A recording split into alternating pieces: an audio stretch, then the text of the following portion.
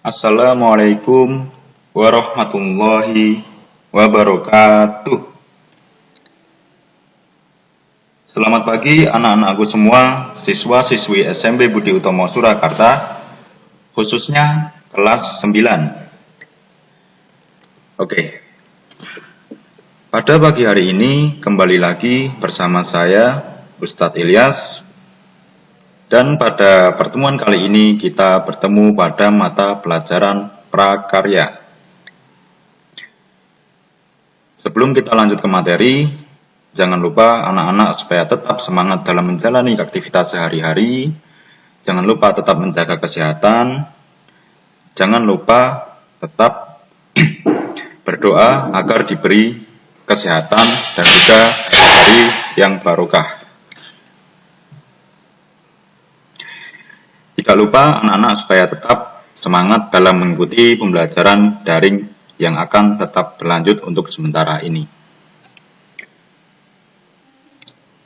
Oke, pada pertemuan kali ini Ustadz akan masuk ke materi budidaya ikan konsumsi. Yang ini sudah masuk ke bab 3 ya. Ini tentang budidaya ikan konsumsi.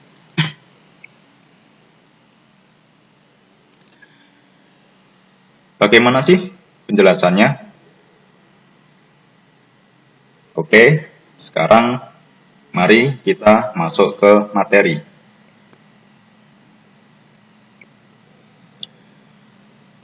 Budidaya perikanan. Budidaya perikanan adalah melestarikan dan mengembangbiakan ikan di perairan. Ruang lingkup budidaya perikanan mencakup suatu kegiatan pengendalian, pertumbuhan, dan perkembangbiakan. Ya, jadi perikanan. Intinya di situ kita entah itu mengembangbiakan atau mungkin membudidayakan.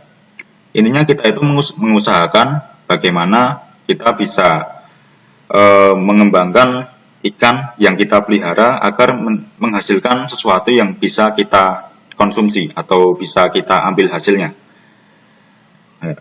Bisa mungkin dibuat obat atau mungkin nanti ada yang dibuat produk-produk yang lain atau mungkin ada yang dibuat suatu kerajinan, yaitu macam-macam. Ada yang juga di situ sebagai ikan hias dan mungkin yang lain-lain. Tapi pada pagi hari ini kita akan fokus ke ikan konsumsi. Ya, jadi intinya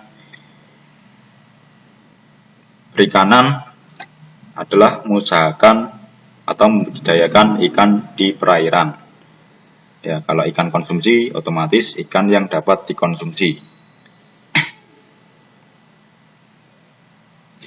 Budidaya ikan bertujuan untuk memperoleh hasil yang lebih baik daripada bila ikan itu dibiarkan secara alami.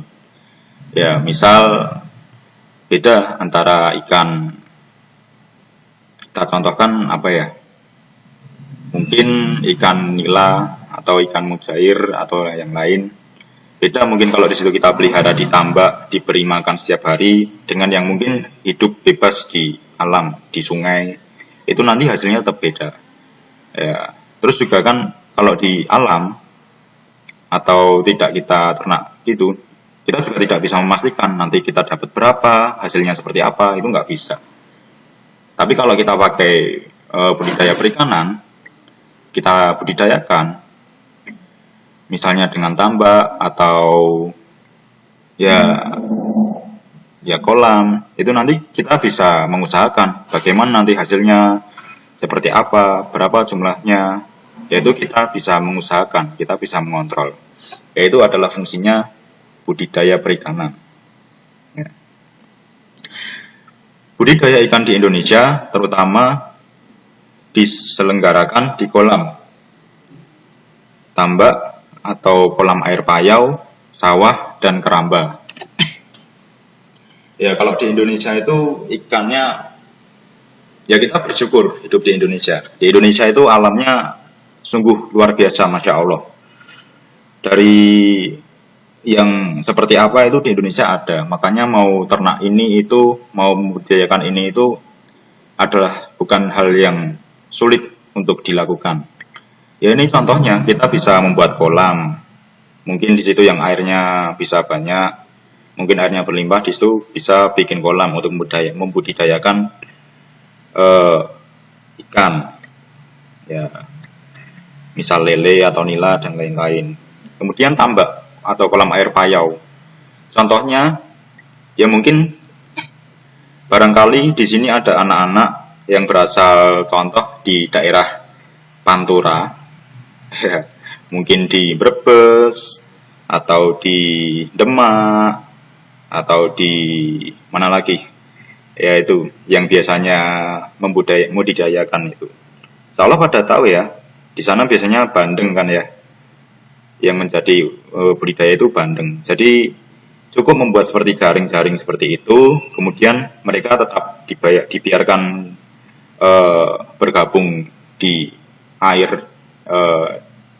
di alam, tapi mereka itu ditampung dalam sebuah jaring atau tambak. Ya contohnya yaitu ikan bandeng itu, kolam air payau. Air payau itu campuran atau ya gabungan antara air laut dan juga air tawar. Karena kalau di pantai itu kan biasanya air dari sungai dan air laut itu bertemu ya. Makanya airnya di situ menjadi air payau. Ya itu. Contohnya ya Brebes, Demak, Semarang. Kalau Semarang mungkin fokusnya ke pelabuhan ya. Kemudian Pekalongan, atau mungkin yang di pantai selatan juga ada di Purworejo atau di Cilacap. Ya barangkali di sana juga ada yang membudidayakan tambak, yaitu salah satu contoh budidaya dengan cara tambak. Kemudian ada juga yang membudidayakannya itu di sawah. Pernah lihat? Atau mungkin di antara kalian juga ada yang pernah punya atau punya, mungkin ayahnya, bapaknya budidaya ikan di sawah. Ya itu juga bisa. Jadi kan kadang sawah tuh airnya kayak menggenang gitu ya. Ya itu juga bisa untuk memelihara. Kalau kita mungkin barangkali ada yang pernah dengar, itu biasanya disebut dengan minapadi, sistem minapadi. Jadi di situ ada ya seperti biasa sawah, ada tanaman padinya, tapi di situ ada airnya yang menggenang, dan di air yang menggenang itu diberi ikan. Ya, nanti itu akan lebih besar lagi untungnya. Ya panen padi, ya panen ikan. Kemudian kan ikannya makan ya mungkin hewan-hewan yang ada di sawah. Itu. Nah terus nanti kalau ikannya itu buang kotoran atau yaitu buang kotoran, kotorannya itu bisa menjadi pupuk di sawah tersebut. Nah, jadi malah lebih menguntungkan kan, lebih efektif, ya, lebih hemat. Ya nanti hasilnya juga lebih banyak, yaitu kalau di sawah. Dan juga di keramba, yaitu contoh budidaya ikan yang ada di Indonesia.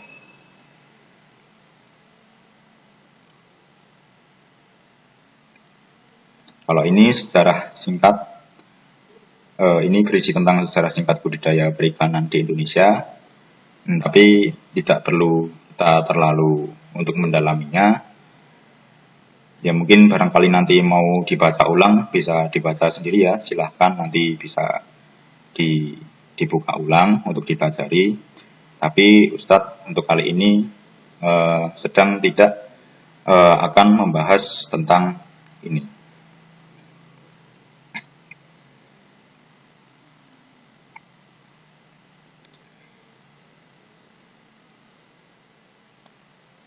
Ya. Ini seperti yang sudah Ustadz jelaskan tadi, yaitu tentang lokasi budidaya ikan air tawar. Ya tadi sudah Ustadz contohkan kan, ada yang di tambak. Kalau tambak itu bukan air tawar, itu air payau.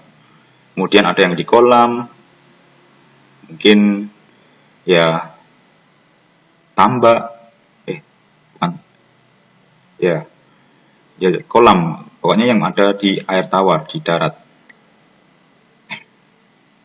Tapi ini juga tidak menutup kemungkinan materi ini untuk membahas ikan yang ada di tempat yang lain, seperti di air payau, dan lain-lain.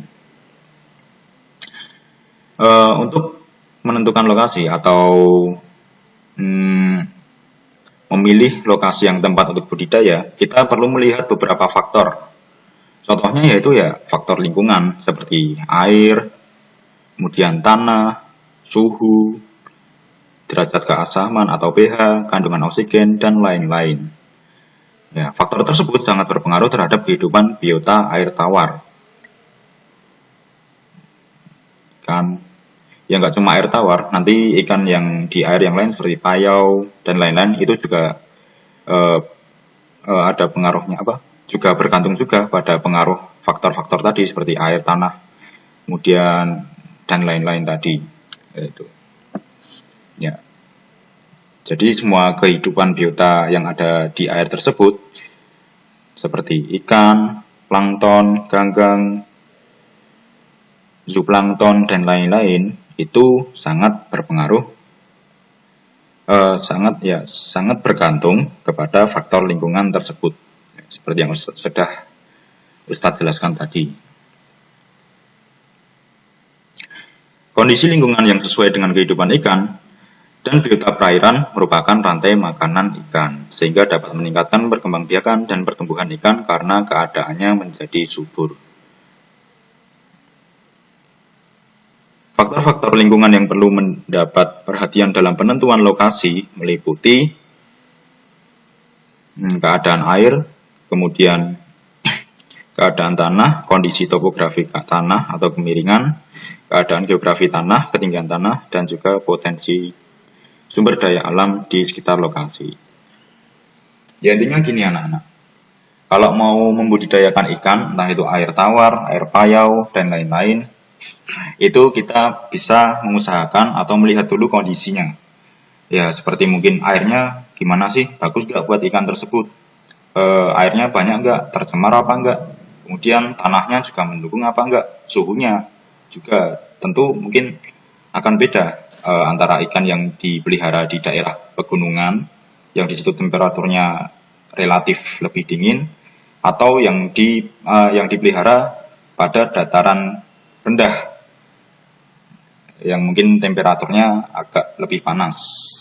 Yaitu nanti beda ikan yang dipelihara seperti apa. Jika melihara ikan ini, jika dipelihara di tempat itu nanti hasilnya seperti apa, itu akan beda. Kemudian juga keasaman, kandungan oksigen dan lain-lain itu juga akan berpengaruh. Jadi intinya kita melihat pada kondisi lingkungan itu. Semakin kondisi lingkungan itu mendukung, otomatis nanti hasil yang kita dapat akan lebih baik, akan semakin baik. Jika kita budidaya ikan untuk mengambil keuntungan, otomatis keuntungan yang kita dapat juga akan semakin bertambah. Seperti itu. Jadi mungkin dari pertumbuhan ikannya atau kesehatan ikannya itu juga akan lebih bagus jika faktor lingkungannya itu tepat atau mendukung. Seperti itu.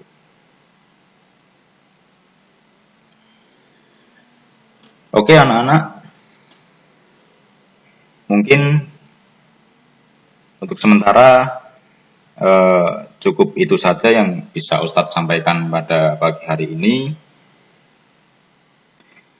Apabila ada salah dan kurangnya, Ustadz mohon maaf sebesar-besarnya. Bertemu lagi kita pada pertemuan selanjutnya. Akhiru qauli hadza. Wassalamualaikum warahmatullahi wabarakatuh.